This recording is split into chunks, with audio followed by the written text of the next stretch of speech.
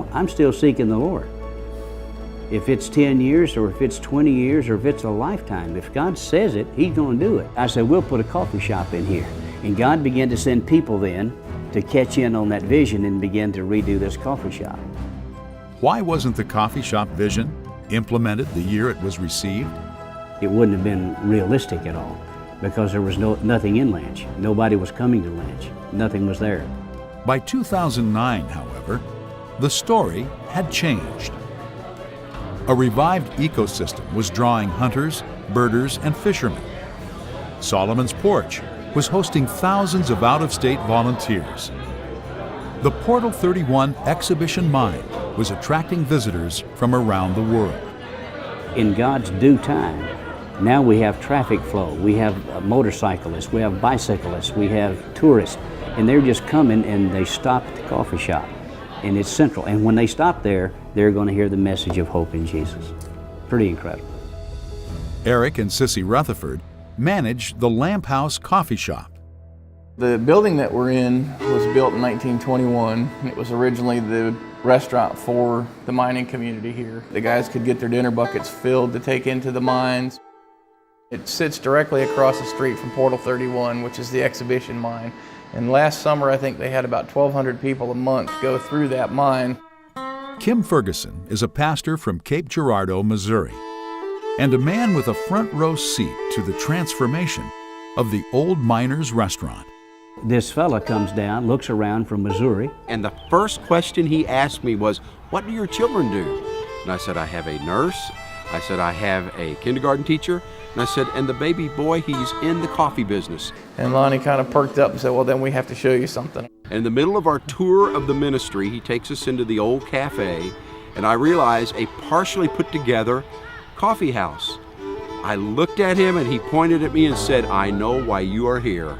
He said, I need someone who will roast, bag, and label coffee for me right here."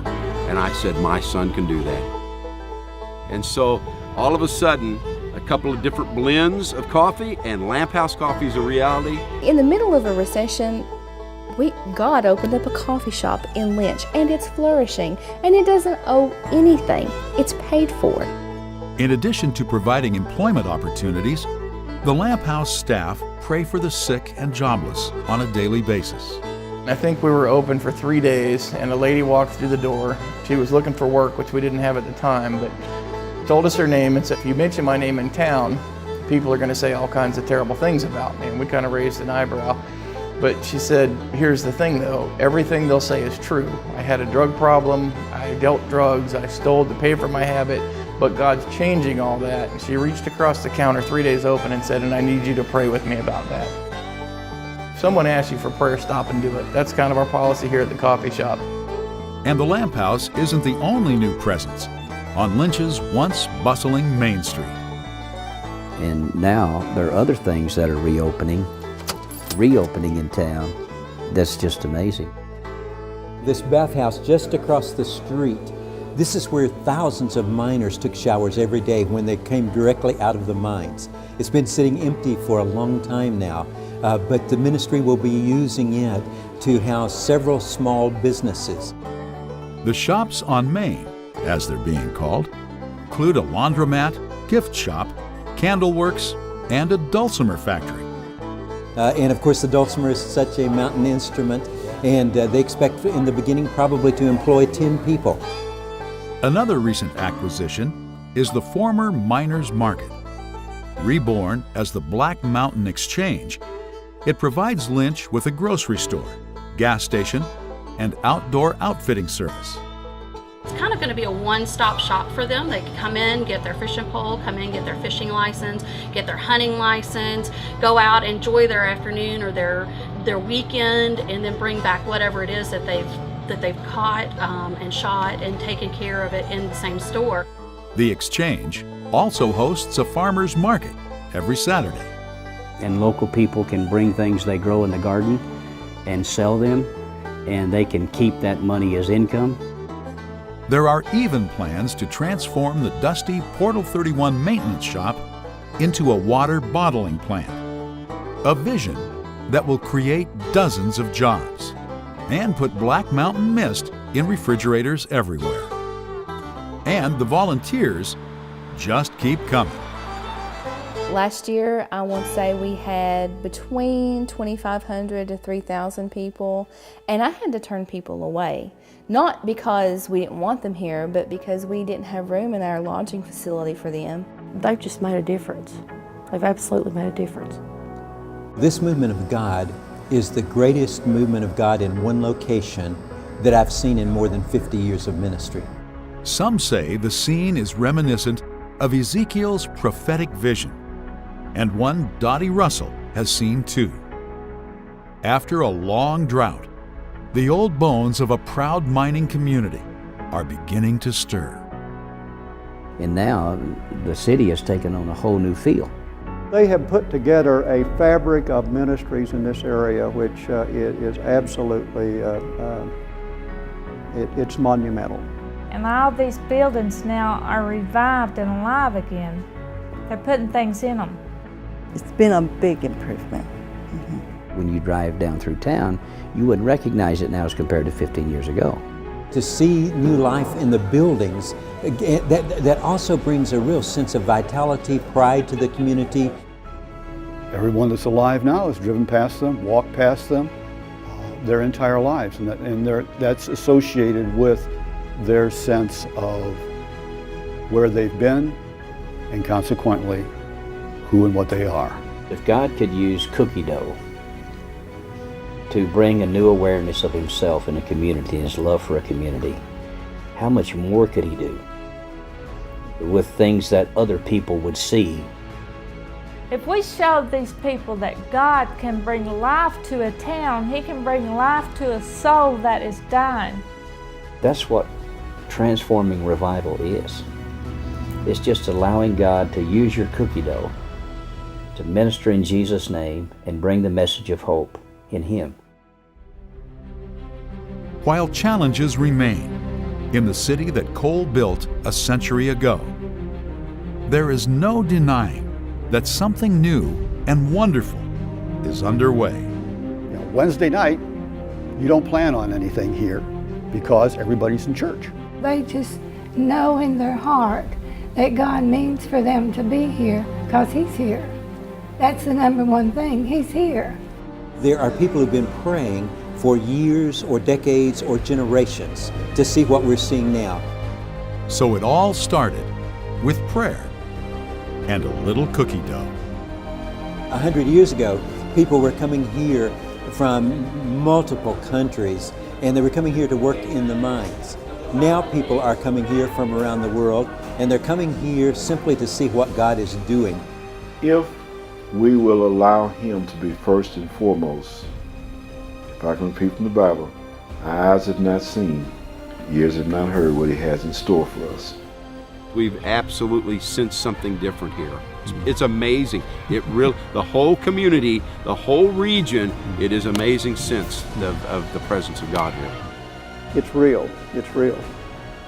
This place is so wonderful and so phenomenal, so loving and accepting, that when you come in looking for the good and the great, the beautiful of this area, all you gotta do is open your eyes and open your heart and you'll find it. It's just been a miraculous story from the very beginning. When you've seen God move in God's power, you've seen God do what only God is able to do. You've seen the impact not only on your life but on the lives of others. You can never go back to church as usual, ministry as usual. You simply can't.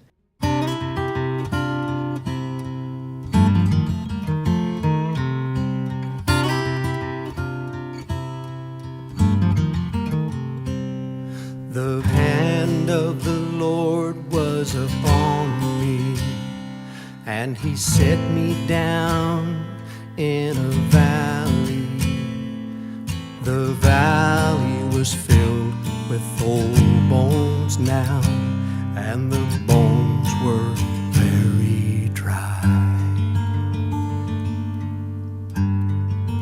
Oh, I heard a voice me, do you think these bones can live?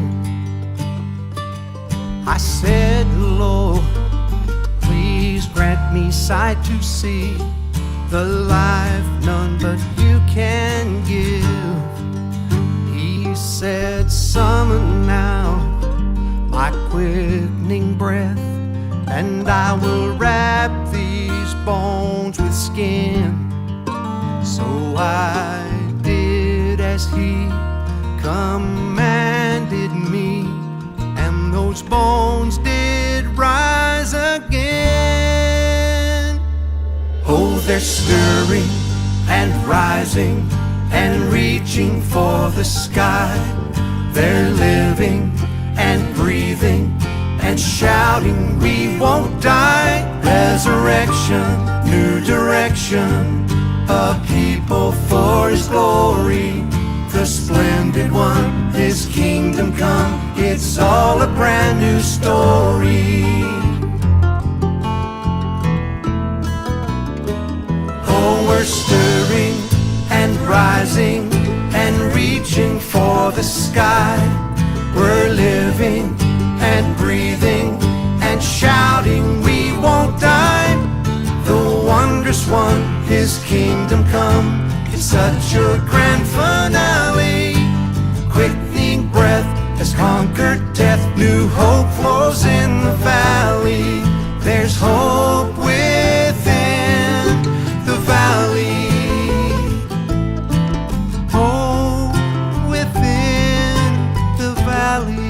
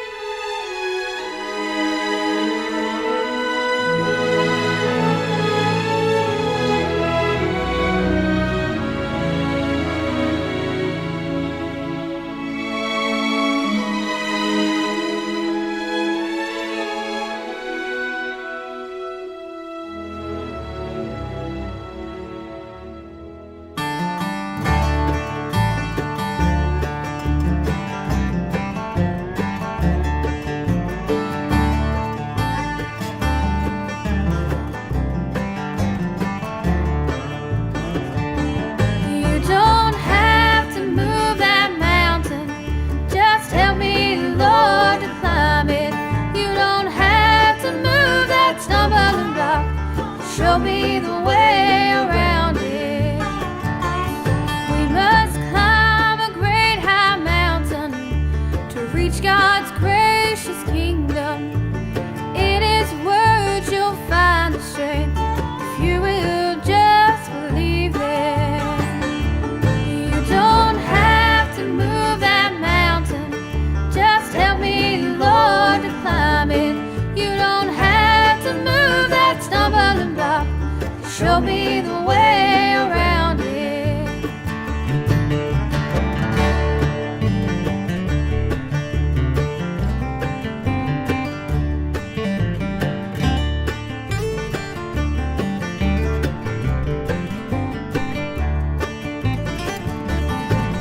Well, the way is filled with pitfalls. Sometimes we may falter. You can have His grace, my friend, on your knees down at the altar. You don't have to move that mountain, just help me, Lord, to climb it. You don't have to move that stumbling block, show me the way